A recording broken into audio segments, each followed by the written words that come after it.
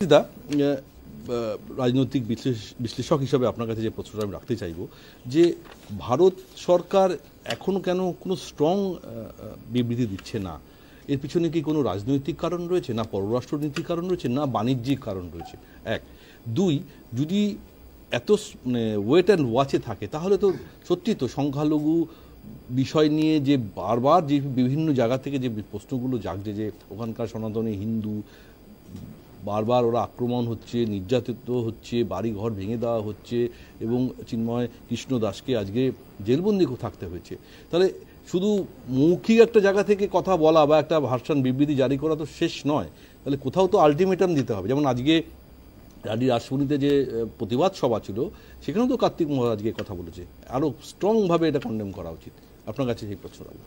না, আমার মনে হয় যে এটা তো একেবারে একটা জিনিস ভাবতে হবে, এটা তো বাংলাদেশের আভ্যন্তরীণ ব্যাপার। তো সেখানে একটা রাষ্ট্রের আভ্যন্তরীণ ব্যাপারে আরেকটা রাষ্ট্র যখন কথা বলে তাকে অনেকটা বুঝে কথা বলতে হয় বা কোন জায়গা অবধি তার সীমাবদ্ধতা বুঝতে হয়। ভারত সরকার আমার যেটা মনে হয় যে খুব একটা যে কিছু করছে না তা নয়, তারা তাদের কোন কোন জায়গায় অসুবিধে আছে সেটা কিন্তু খুব সুস্পষ্টভাবে জানিয়েছে। আর একটা জিনিস আপনারা মাথায় রাখুন যে আজকের দিনে মানে আমরা সবাই জানি শেখ হাসিনা কিন্তু ইলেকটেড ওখানকার প্রধানমন্ত্রী ছিলেন বা প্রেসিডেন্ট ছিলেন। তো সেখানে দাঁড়িয়ে আজকের দিনে কিন্তু বাংলাদেশে ইলেকটেড কেউ নয়, মানে যারাই আছেন। তো সেই জায়গায় এখনও অবধি শেখ হাসিনা ইলেকটেড এবং শেখ হাসিনা কিন্তু প্রচুর বক্তব্য পেশ করেছেন, আপনি যদি খেয়াল করে দেখেন, যেখানে নাগরিক অধিকার এবং এই ধরনের শব্দগুলো এবং মানবতার কথা, এই ধরনের শব্দগুলো উনি বারবার উল্লেখ করেছেন। এইগুলো কিন্তু আমার যেটা মনে হয় ইউনাইটেড নেশনসের জন্য, মানে ইউনাইটেড নেশনসকে নিয়ে আসার জন্য এগুলো যথেষ্ট। এবং হয়তো আজকের দিনে ইউনাইটেড নেশনস এগুলো নিয়ে ভাবনা চিন্তা করতে শুরু করেছে এবং ট্রাম্পের হয়তো অভিষেক হতে কিছুটা সময় বাকি আছে। আমার মনে হয় যদি আমেরিকার ট্রাম্প চলে আসে এবং সেক্ষেত্রে অনেকটা এই যে জায়গাগুলো সেখানে হয়তো একটু অন্যরকম ইকুয়েশনও এবার এসে যাওয়ার। আপনি বলতে চাইছেন দেবাশিস দা, যেহেতু যে জো বাইডেনের সময় ইউনিসের সঙ্গে যে সম্পর্ক ছিল, ট্রাম্প আসার পর হয়তো সেই সম্পর্কটা ফাটল দিয়েছে এবং তাদের বিবৃতিতে আমরা সেটা বারবার দেখতে পেয়েছি। এবং এই টাইম পিরিয়ডে ভারত এমন কোনো কিছু করতে চাইছে না বা বলতে চাইছে না যেখানে বিষয়টা আরো মানে কমপ্লেক্সিটি তৈরি হয়, মানে আরো জটিল আকার নেয়, মানে করা বোধহয় সেটা সমীচীন নয়। মানে আমাদের হয়তো মনে হতে পারে কেন বলছে না, মানে এটা তো কোনো মানে রাজ্যের সাথে কথা হচ্ছে না, এটা তো একটা রাষ্ট্রের ব্যাপার হচ্ছে। আর এখানে সব থেকে বড় কথা হচ্ছে যে রাষ্ট্রে মানুষ, কোনো নাগরিক, আমি এখানে হিন্দু, সনাতনী হিন্দু এই সব জায়গায় যাচ্ছি না, মানে আমি তো জানি যে চিন্ময় কৃষ্ণ দাস কিন্তু মানুষ, তিনি বহু বছর বাংলাদেশে আছেন এবং একজন মানে মানে কি বলবো সন্ন্যাসী মানুষ। তো তাকে এইভাবে যে হ্যারাস করা হচ্ছে, আমাদের এখানে আমরা দেখেছি, আমাদের যে আইনে আমরা দেখেছি যে ওই কাশ্যপ, মানে মেয়ে ছেলেটির নাম কি ছিল, যে ওই আপনার বোম্বে ব্লাস্টের সময় কাশ্যপ, তাকেও অবধি একজন উকিল দেওয়া হয়েছিল, অ্যাডভোকেট দেওয়া হয়েছিল তাকে, সে যাতে তার ডিফেন্ড করতে পারে। এই যে জায়গাটা আজকে বাংলাদেশে সেটাও তো নেই, সেই যে হচ্ছে সেটা কেন নেই তার কারণটা হচ্ছে যে শরীয়তি আইন যেখানে লাগু করার চেষ্টা হচ্ছে। বাংলাদেশ মুখে বলছে যে আমরা মানে মানে ধর্মনিরপেক্ষ, কিন্তু আমার হচ্ছে ইসলাম, ধর্ম হচ্ছে ইসলাম, কিন্তু সেই জায়গা থেকে দাঁড়িয়ে এটা তো ধর্মনিরপেক্ষ কোথাও কি মনে হচ্ছে না কট্টরপন্থীরা ধীরে ধীরে সরকারের উপর প্রভাব ফেলেছে? মানে যেখানে জামাত রয়েছে, যেখানে সরকার এখানে কতটা আছে, আওয়ামী লীগ তো এখন অনেক কোণঠাসা, বিএনপি জামাত এখানে কতটা আছে আমার আবার গণতন্ত্র মানে ভোটের মাধ্যমে কোন সরকার না এলে বোধহয় এই অন্তর্বর্তী সরকারের পক্ষে সম্ভব না। এই যে আপনি একটু আগে কাকুলি ম্যাডামকে প্রশ্ন করছিলেন কয়েকটা, যে ওই যে চীনের রাষ্ট্রদূতের সাথে মিটিং বা পাকিস্তানের রাষ্ট্রদূতের সাথে মিটিং, অ্যাকচুয়ালি হয়তো ইউনিসের কাছে পাকিস্তান বা চীনের একটা সমর্থন ছিল, কিন্তু যে মুহূর্তে যদি বাইডেন সরে যাওয়ার পর যেখানে ট্রাম্প এসে যাবে সেখানে কিন্তু একটা সমস্যা আসতে পারে এবং এই জন্যই হয়তো একটা তাড়াহুড়ো দেখা যাচ্ছে জিয়ার তরফ থেকে।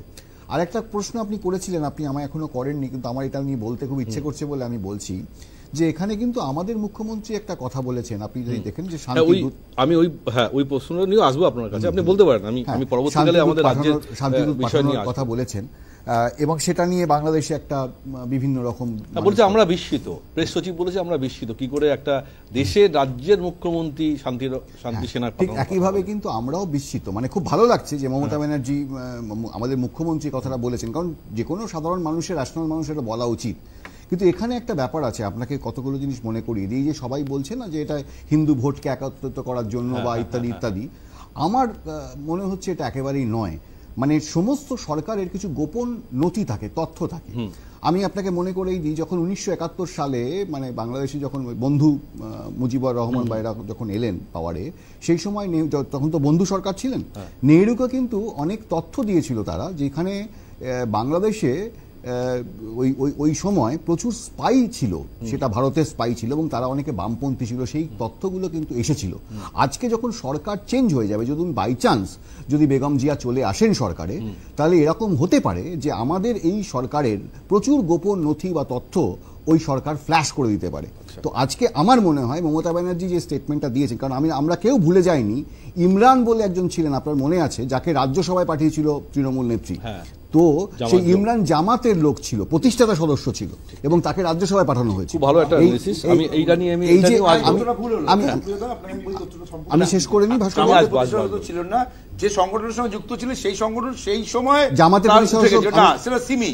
আপনি ভুল বলছেন। আমি জামাত বলতে চাইনি। জামাত বলছেন কেন আপনি? তাহলে জামাত সিমি আলাদা এবং সিমির উপরে তারপর নিষেধাজ্ঞা উঠে গেছে। সিমি নিষেধ। আমি একটা জিনিস রিকোয়েস্ট করব,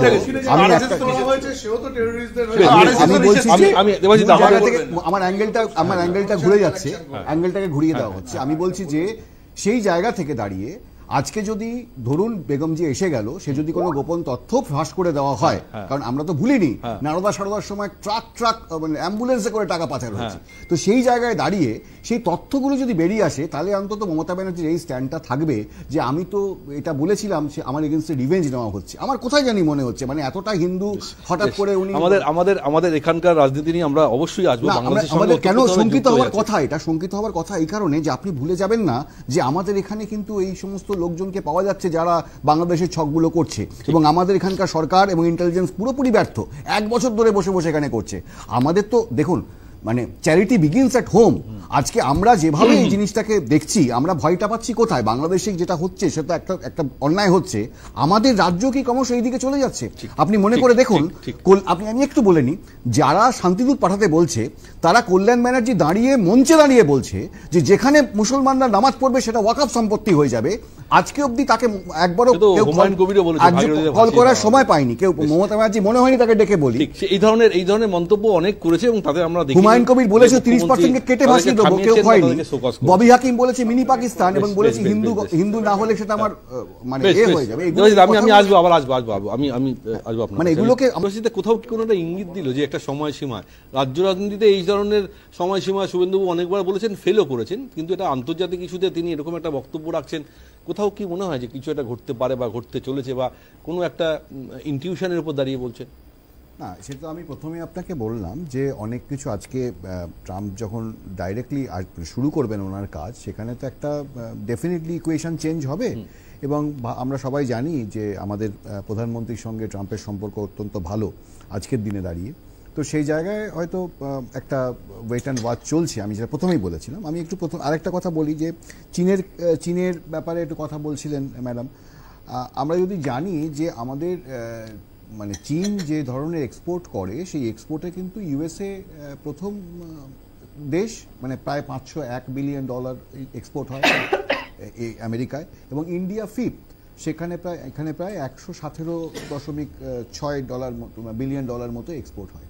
তো এই জায়গায় দাঁড়িয়ে চীন তার নিজের অর্থনীতিকে ঠিক রাখার জন্য আমার মনে হয় কোনোভাবেই ডাইরেক্টলি বাংলাদেশকে সেইভাবে মদত দেবে না, কারণ তাতে তাদের ইকোনমিতে সমস্যা হতে পারে। অনেক টাকা লোন দিয়েছে বাংলাদেশকে, লোন দিতে পারে, আমি কি, সেটা তো তাদের একটা বিজনেসের একটা জায়গা।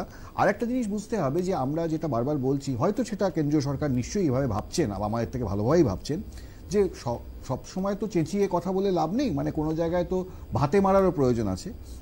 বাংলাদেশের ইকোনমি কিন্তু মারাত্মকভাবে ইন্ডিয়ার উপর অনেক ক্ষেত্রে ডিপেন্ডেন্ট, মানে জুট, সিরামিক, এগ্রিকালচার প্রোডাক্টস, এগুলো নিয়ে প্রায় $2 বিলিয়ন বেশি বাংলাদেশ থেকে এখানে এক্সপোর্ট করা হয়। এই এক্সপোর্ট যদি আটকে যায় বা আমাদের এখান থেকে ইম্পোর্টটাও যদি আমরা বন্ধ করে দেওয়া দিই, তাহলে কিন্তু বাংলাদেশের ইকোনমি প্রচন্ডভাবে আঘাত পাবে। আমার মনে হয় এই জায়গাটা একটু নিশ্চয়ই এরপরেও তো ওরা ভারত বিদ্বেষী দেখাচ্ছে, ভারতীয় পণ্য বয়কট করছে, আগুন ধরিয়ে দিচ্ছে।